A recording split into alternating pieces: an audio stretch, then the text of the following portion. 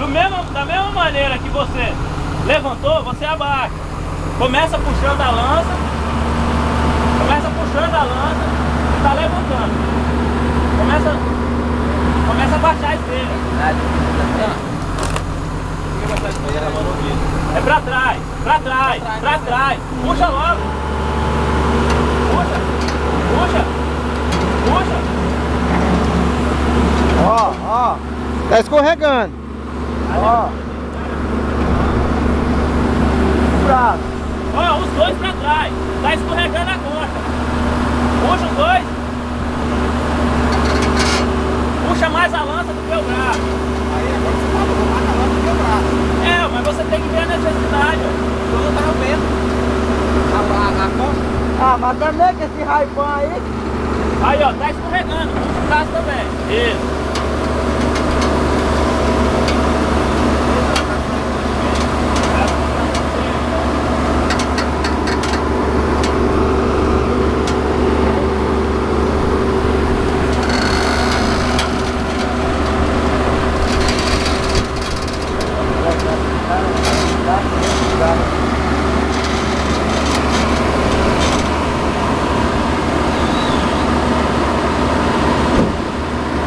Olha! Não, eu tava escorregando, mas eu não sabia o tanto que tava escorregando, não conseguia ver. Viu como é que é o esquema? Vi. Vai lá, levanta de novo. Mas não vai levantar toda aquela altura mais não. Só pra você ver uma... Vendo que a altura não vai ser assim. Vamos lá, vai. Baixa a mão na lã.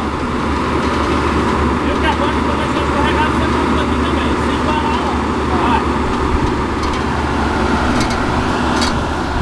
Vamos levantar. Tem a mesma.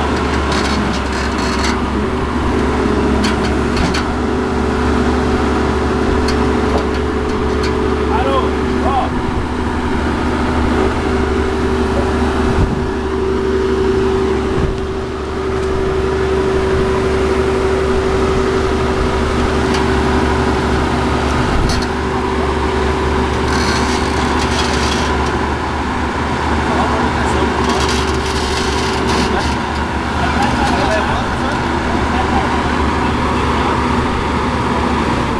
Acelera.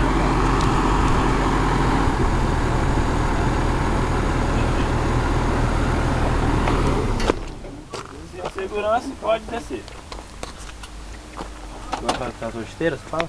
É, quase igual essa certeza. Bota. Apareça no senão você vai Tem lugar que é apropriado pra isso, já tem um calço apropriado. Sobe o trilho, coloca os dois pau pedra embaixo, na sapata ali embaixo. E tem que quebrar Chega ele. lá, né? Chega. Beleza. Ok. É o